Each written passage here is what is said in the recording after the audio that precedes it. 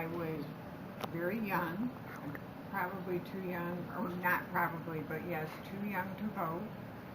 But I do remember it's the first presidential debate that I watched, and President Kennedy was very young, was very dynamic. He really was very impressive. My parents were crazy about him and very supportive of his beliefs, his family, and all of his values.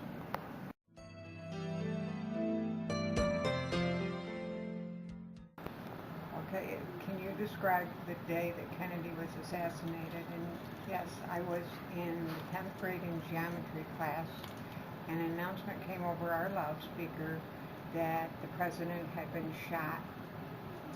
It was just flabbergasting to all the students, and people started crying, and it was just, they dismissed school a little bit early, so we all went home and watched it on television, and that's all that was on, because by the time we had gotten home, the announcement came that he was killed, and so everybody just watched it pretty much on and off for the whole entire weekend. It was late in November, and it was cold and dreary outside. It was just a very sad day for everybody in America.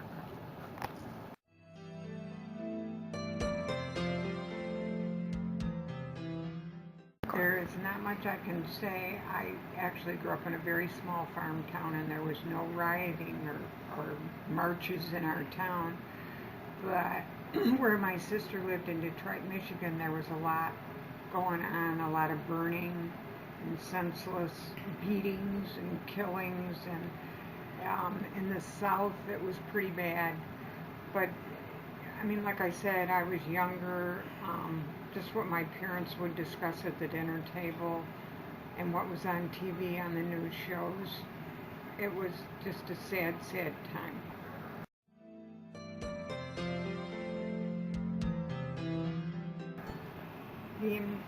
Most of my friends and some of the boys that I dated enlisted. This was when, of course, later, when we were juniors and seniors in high school, enlisted right out of high school.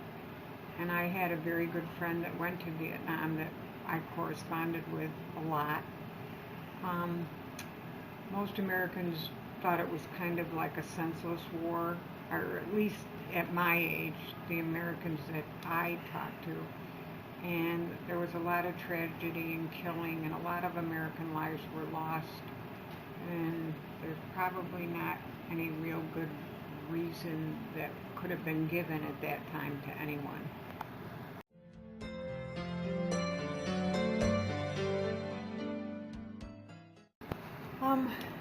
I remember him. I remember when he was shot.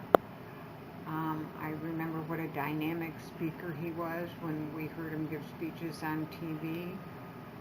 I'm not sure that I understood or paid a lot of attention to some of the content of his speeches, but as I read about him later in life, he was a very intelligent, well-spoken, and had a lot of great ideas. It was, once again, just a shame that he lost his life.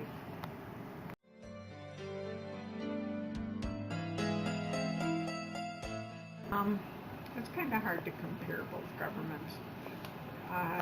The government of the 60s tried to help people and take care of the issues that Americans really had. I believe the government today tries to do the same thing. Do they go about it in the same manner?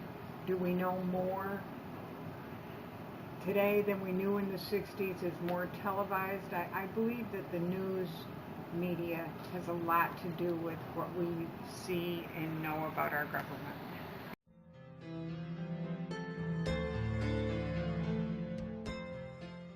Well, I didn't live in Florida at the time, but I can tell you what I know today is that Cuba is was very, very close to South Florida. I think it's 90 miles.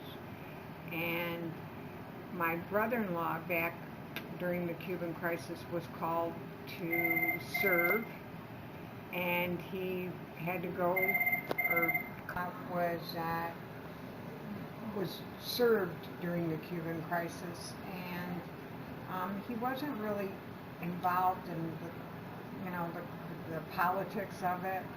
It was one of the hardest points as far as I believe Americans go, because the government was criticized for not backing down, and it was a pretty tense time.